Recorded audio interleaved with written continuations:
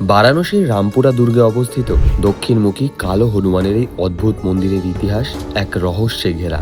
জনশ্রুতি বলে বহু বছর আগে এক সাধক স্বপ্ন পেয়েছিলেন দুর্গের প্রাচীরে আটকে আছে এক প্রাচীন শক্তি।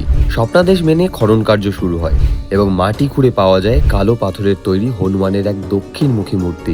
কিন্তু এই মূর্তি ছিল অস্বাভাবিক রকমের গরম। স্থানীয়রা বিশ্বাস করেন এটি কোনো সাধারণ মূর্তি নয়, বরং স্বয়ং হনুমানজির এক জীবন্ত ও ক্রোধিত রূপ। মূর্তি স্থাপনের পর থেকে এর দরজা বন্ধ রাখার নির্দেশ আসে, কারণ এই রূপটি এতটাই প্রখর ও তেজময় যে সারা বছর ধরে এর সামনে উপাসনা করা সাধারণ মানুষের পক্ষে সম্ভব নয়। কথিত আছে বছরে মাত্র একবার, বিশেষ করে কার্তিক মাসের একাদশী তিথিতে মন্দিরের দরজা খোলা হয় এবং তখনই ভক্তরা তাদের মনোবাঞ্ছা পূরণের আশায় দূর দূরান্ত থেকে এসে দর্শন করেন।